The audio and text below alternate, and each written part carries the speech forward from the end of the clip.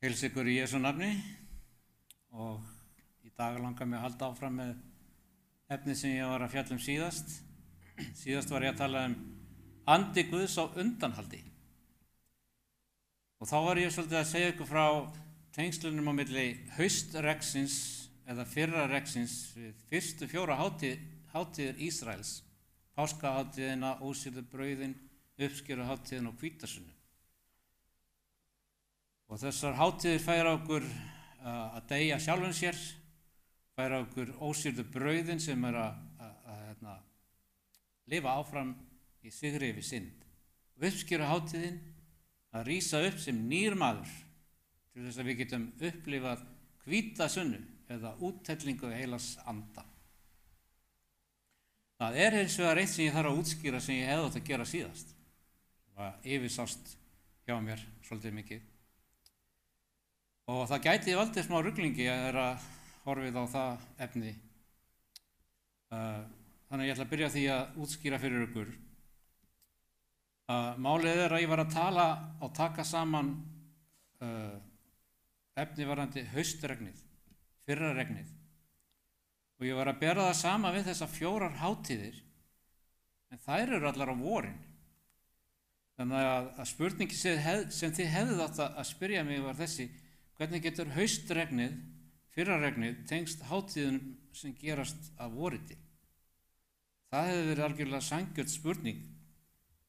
Hvernig getur fyrraregnið verið haust en hátíðirnar sem ég var að tengja það við eru allar að voriti? En á því mjög eðlileg skýring, því að eins og við lesum í 2. Mósebók 12:2 að þá segir: þessi mánuður skal vera upphafsmánuður hjá yður. Hann skal vera fyrsti mánuður ársins hjá yður. Þarna var Guð að gefa þeim nýja tímasetningu til að byrja árið. Hann hefði ekki þurft að gera þetta ef það hefði ekki verið ykkur önnur tímasetning fyrir nýtt ár.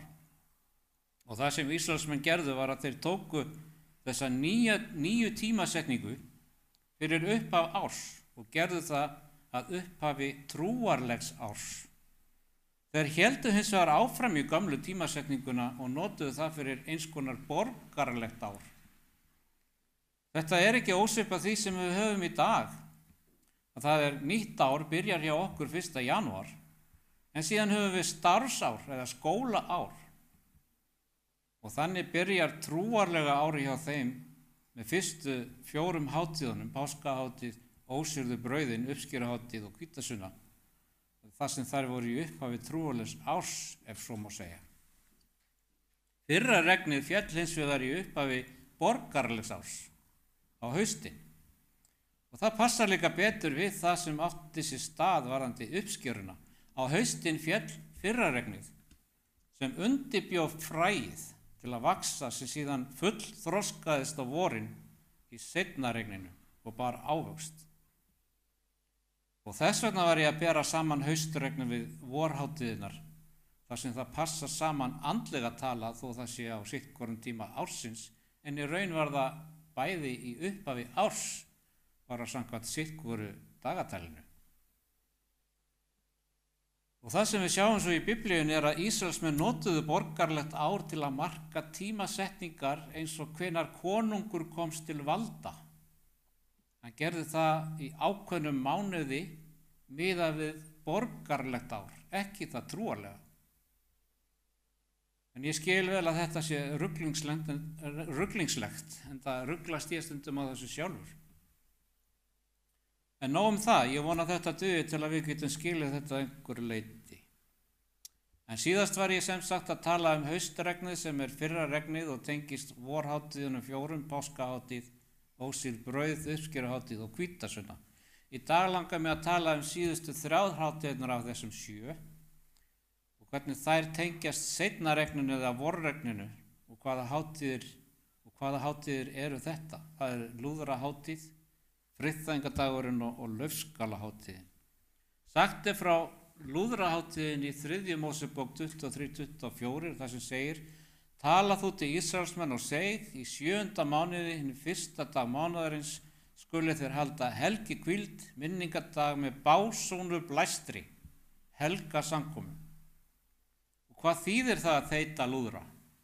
Hvaða þýðingu hefur forn hátíð sem margir hafa lengi gleymt fyrir líf okkar í dag?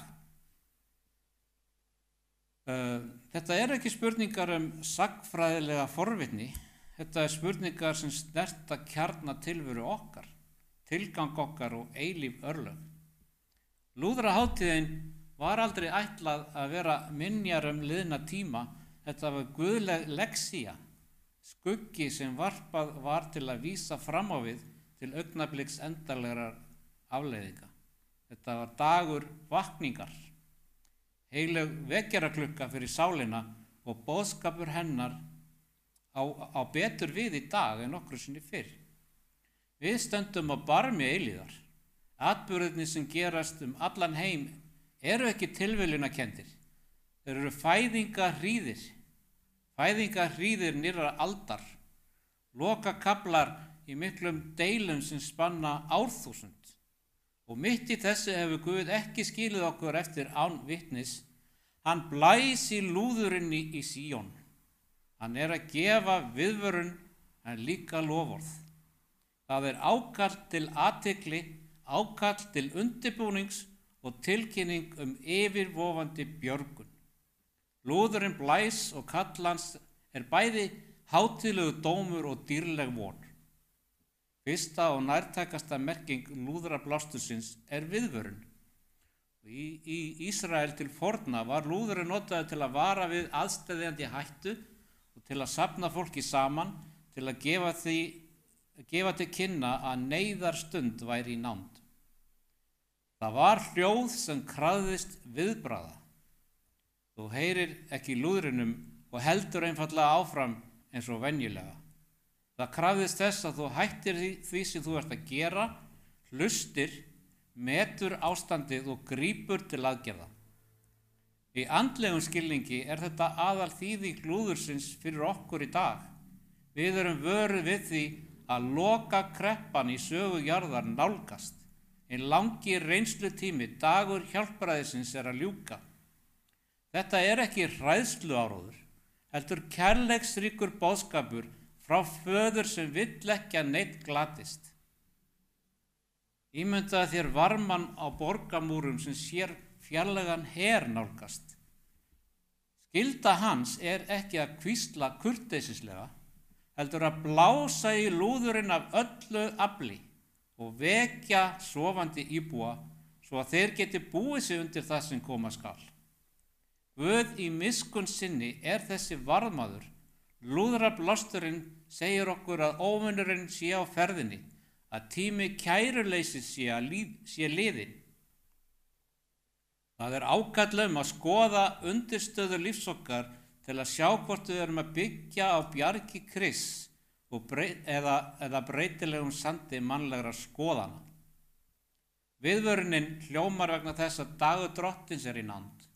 Dagur sem mun opinbera verk hvers manns fyrir það sem þau raunverulega eru. Þetta vakningarkall er ákaflega persónulegt.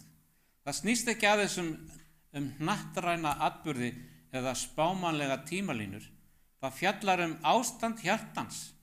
Lúðurinn spyr okkur stingandi spurninga. Ertu tilbúin? Lifið þú með væntingar komu konungsins? Margir hafa orðið værukærir í veraldlegum þægindum, andleg skynfæri okkar sljó af vögguvísum efnishyggju og sjálfsánægju. Lúðrablásturinn brýtur þennan falska frið. Það kallar okkur til vakningar og siðbótar. Í dag er Guð að safna saman leifum, fólki sem varveitir boðorð Guðs og heldur fast í vitnisburðin Jesú. Okkur er safnað saman til að taka á móti síðustu leiðbeiningunum til að styrkja hvert annað og búa okkur undir lokagönguna til hins himneska Kananlands. Tilgangurinn er að gera okkur reiðubúin til að taka á móti síðara regni heilags anda. Þannig tengist lúðrahátíðin einnig úthellingu heilags anda. Rétt eins og fyrstu lærisveinarnir voru saman komnir í efri salnum og fengu kraft á hvítasunnu, er Guð að undirbúa kirkju sína fyrir endalega máttuga úthellingu andans. Þessi kraftur mun gera okkur kleift að boða hið ævarandi fagnaðarerindi með skýrleika og krafti sem mun lýsa upp alla jörðina með dýrð Guðs. Lúðurinn er merki að þessi atburður og þessir atburðir allir saman eru yfirvofandi. Það er kominn tími til að leggja til hliðar alla byrði og synd sem svo auðveldlega fangar okkur. Það er kominn tími til að leita Drottins af öllu hjarta svo við getum fylgst anda hans og verið í stakk búin til lokaverksins. Við erum kölluð út úr Babylon, úr glundroða og villu og inn í skýrt ljós sannleika Guðs og loka boðskap hans miskunn til heimsins. Lúðrablásturinn er merki frelsun og sigur.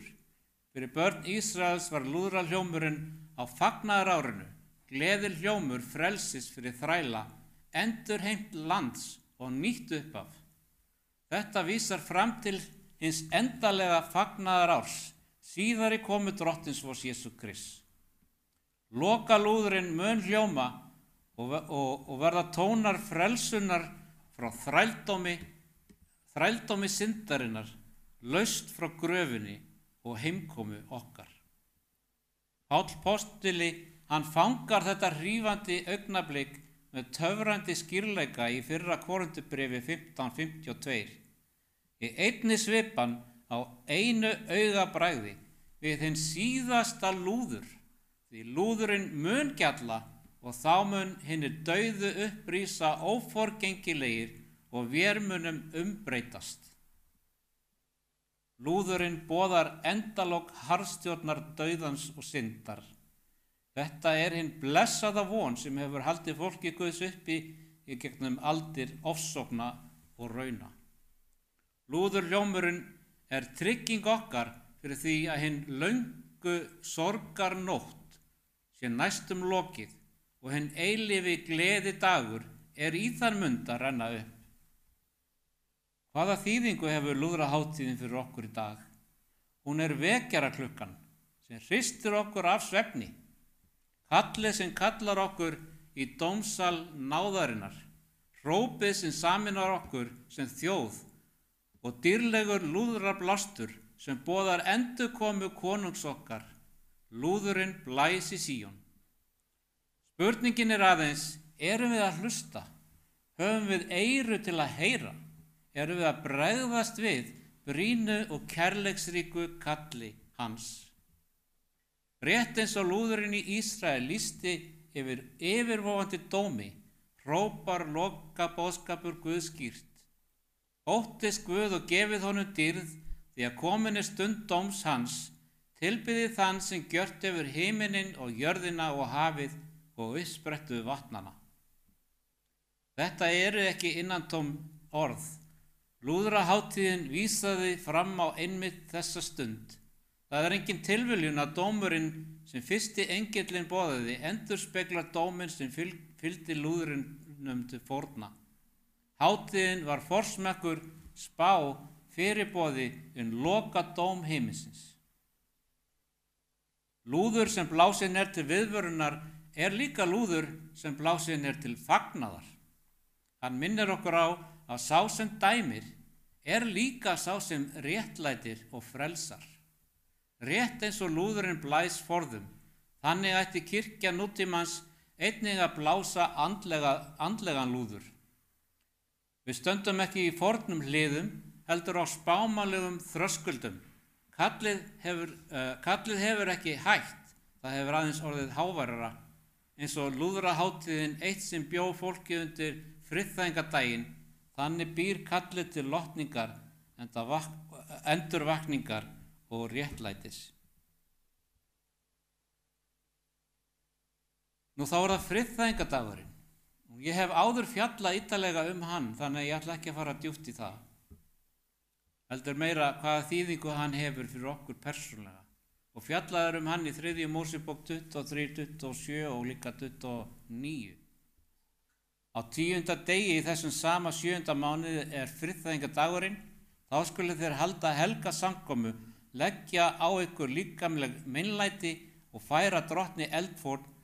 Hver sá sem leggur ekki á sig meinlæti þennan dag skal upprættur úr þjóð sinni.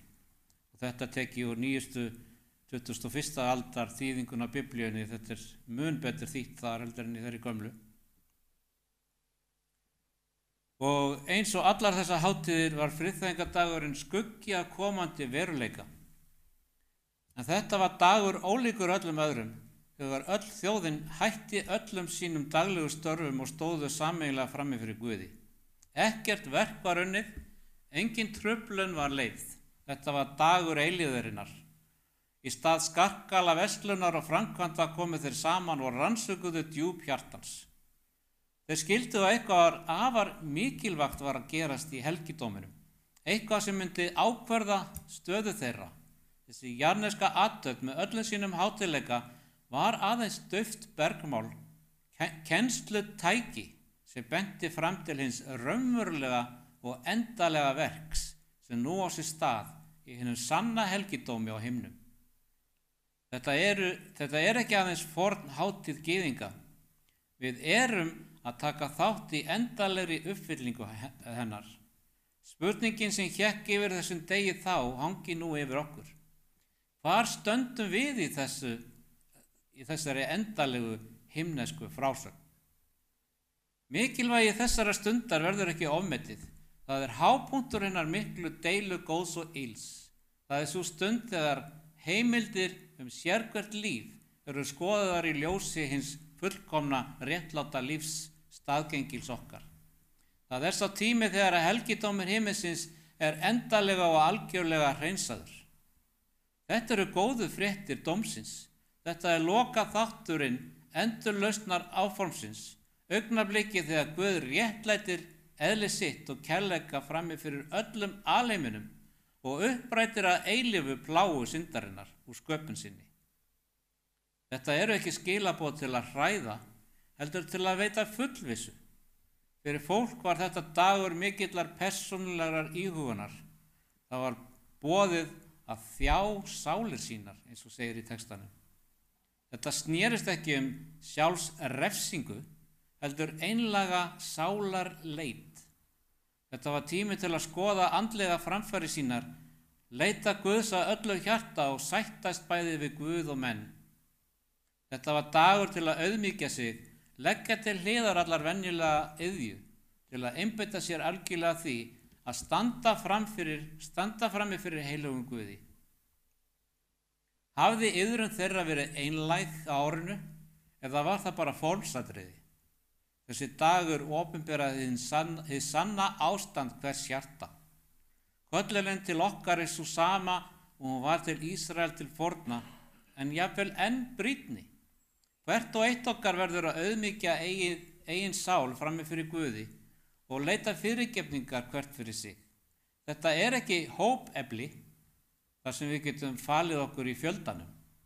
Dómurinn er persónlegur. Nafn mitt og nafn þitt, það mun koma upp. Við verðum að setja vörð huga okkar á hjörtu svo að við löðumst ekki af freistingum Satans. Hvaða þýðingu hefur friðþægingadagurinn fyrir okkur? Hann er sannleikur þessara kynslóðar. Það er linsan sem við skiljum tíma okkar í sögunni og persónulega ábyrgð okkar frammi fyrir Guði.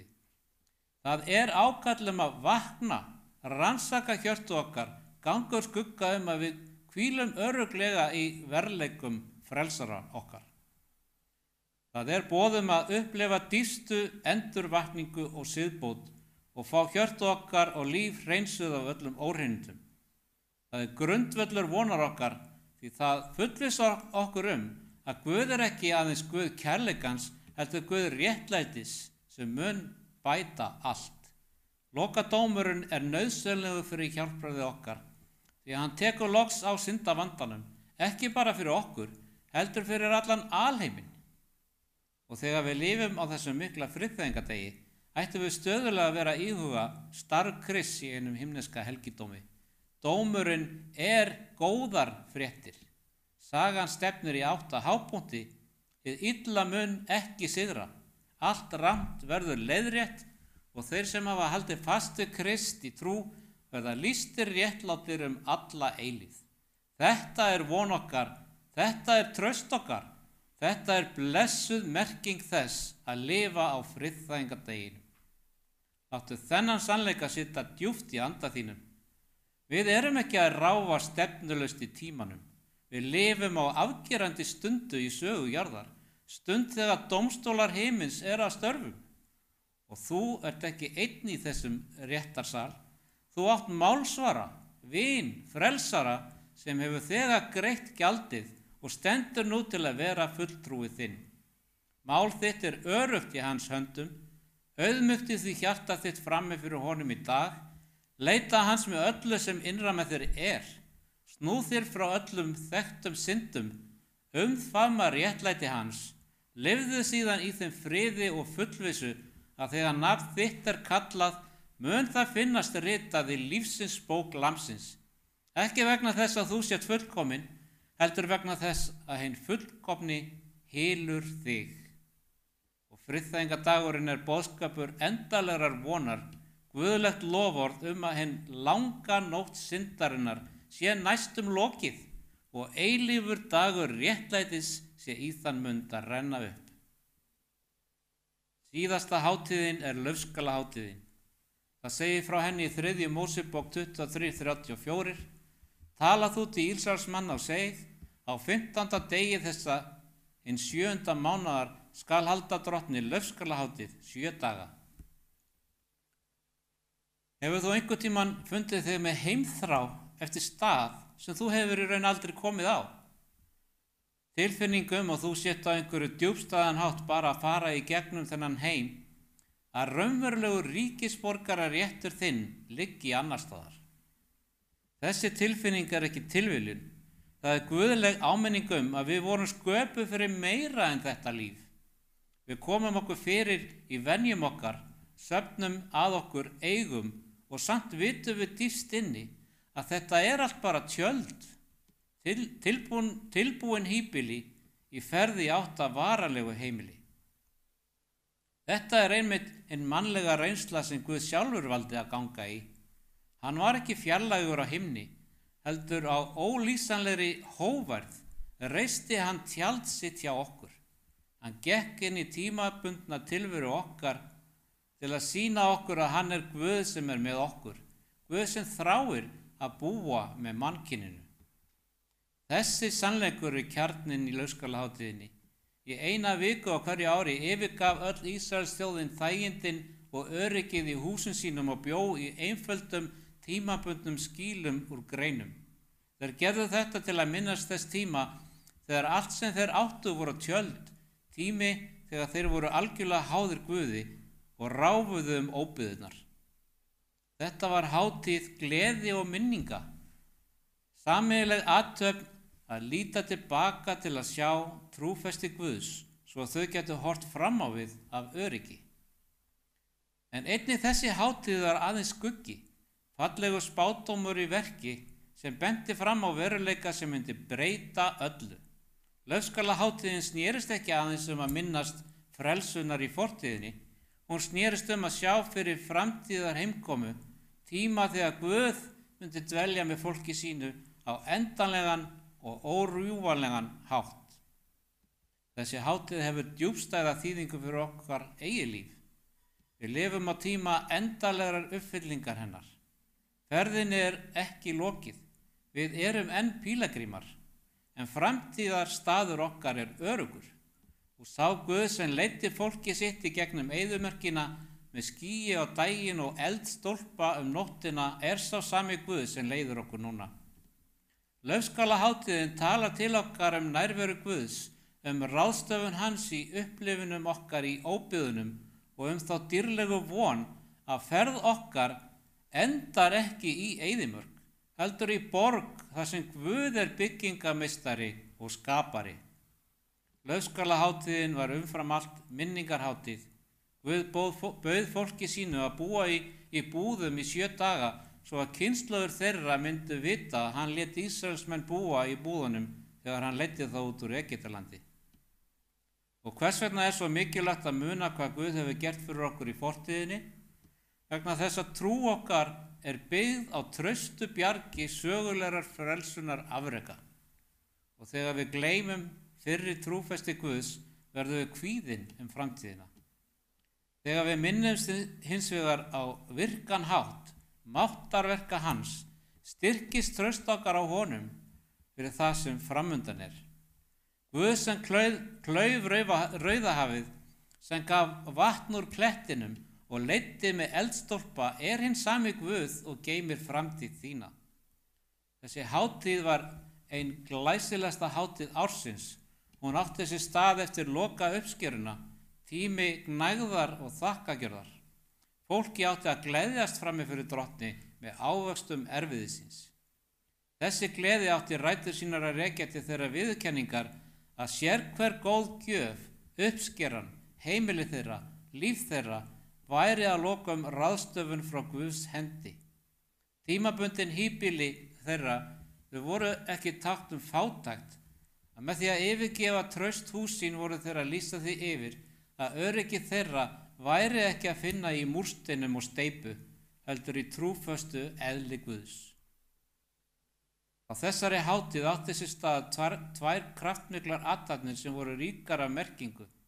Á hverjum degi tók presturinn vatn og hellti því út við altarið í musturinu. Það var lifandi áminningun þann tíma sem Guð sá fyrir vatni úr klettinum í eyðimörkinni. Þetta var bæn regn og hátíð Guð sem uppsprettu lifandi vass. Einnig voru musteriskararnir upplýstir af 4 gríðastórum gylltum ljósum sem vörpuðu skæru ljósi. Þetta myndi á eldstólpan sem leiddi Ísrael á dimmum nóttum í eyðimörkinni og þessar athafnir voru ekki innantómir helgisiðir. Það voru dramatískar yfirlýsingar hver Guð er fyrir fólki sínu. Uppspretta endurnæringar þeirra og leiðarljós. Það var einmitt í þessu samhengi umkringdur þessum táknum sem Jesús stóð á síðustu og stærsta degi hátíðarinnar og gaf ótrúlegar yfirlýsingar. Hann sá vatnið hellast út og hann hrópaði hárri röddu sem hlýtur að hafa þaggað niður í mannfjöldanum. Ef nokkur þyrstir, þá komi hann til mín og drekki. Hann var að lýsa því yfir að athöfnin benti á hann. Hann er hinn fullkomni klettur sem hefur lifandi vatn andans streymir úr. Hann er uppfylling hverrar bænar regn. Síðar þegar ljósi frá stóru ljósastykkunum skein yfir Jerúsalem lýsti hann yfir: Ég er ljós heimsins, sá sem fylgir mér mun ekki ganga í myrkri, heldur hafa ljós lífsins. Eldstólpinn stóð mitt á meðal þeirra. Á þessum augnablikum var Jesús að opinbera að hann er það sem laufskalahátíðin snerist um. Tákn vass og ljós, leiðsagnar og ráðstöfunar fundu endalega merkingu sína í persónu hans. Þetta leiðir okkur að djúpstæða sannleika hátíðarinnar, sannleikanum bústað Guðs. Tjaldbúðin í eyðimörkinni og síðar musterið voru staðir þar sem Guð lofaði: Ég mun búa meðal Ísraelsmanna og vera Guð þeirra. Allt tilbeiðslukerfið var fyrirboðið eitt, eða öllu heldur einhvern sem koma skyldi. Þetta var mynd af holdtekningu Krists. Hinn undraverði boðskapur fagnaðarerindisins er sá að Guð sem bjó í tjaldi úr dýraskinni bjó að lokum í tjaldi úr mannsholdi. Orðið var hold, hann bjó með oss. Hann sló upp tjaldi sínu við hlið okkar. Hann gekk inn í mannlega tilveru okkar, ekki sem fjarlægur áhorfandi, heldur sem samferðamaður. Hann upplifði þreytu okkar, gleði, sorgir og freistingar. Hann lifði sannarlega mannlegu lífi meðal okkar. Þetta þýðir að laufskalahátíðin er ekki aðeins söguleg minning, það er veruleiki samtímans. Við búum öll í nokkurs konar óbyggðum, heimi sem er ekki varanlegt heimili okkar. Við upplifum áskoranir lífsins, óvissu framtíðina og þrá eftir einhverju stöðugra. Og inn í þessa reynslu kemur Jesús og segir: Ég er með yður. Hann er tjaldbúð okkar, samkomustaður okkar með Guði. Fyrir trúa fórn hans höfum við það ótrúlegu forréttindi að fara beint til Guðs. Við þurfum ekki jarðneskan prest eða jarðneskt musteri. Við höfum mikinn æðsta prest sem þjónar fyrir okkur í hinni sönnu himnesku tjaldbúð, þeirri sem Guð sjálfur hefur skapað. Endalegt mikilvægi laufskálahátíðarinnar er dýrleg von framtíðarinnar.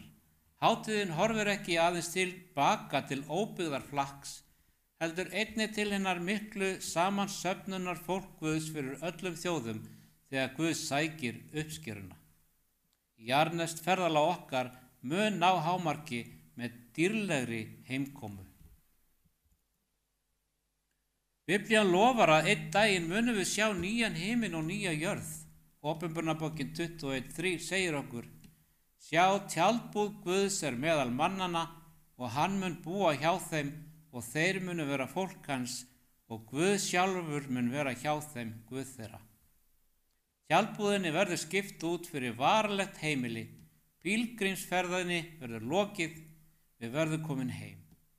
Og þegar þú ferðast þínar eigin óbyggðir, mundu þá eftir hátíðinni, mundu að þú ert ekki einn. Guð sem leiddi Ísrael leiðir þig. Vatnið og ljósið er að finna í Jesú Kristi. Líf þitt, hversu skammvinnt sem það kann að virðast, er hluti af helgu ferðalagi í átt að eilífu heimili. Sláðu upp tjaldi lífsins við hlið hans og þú munt komast að því að jafnvel í óbyggðunum ertu þegar heima. Því heimilið er hvar sem hann er. Sá sem tjaldaði meðal okkar er að búa okkur stað og hann mun koma aftur til að leiða okkur þangað sem hann er, svo við getum tjaldað hjá Guði að eilífu. Amen.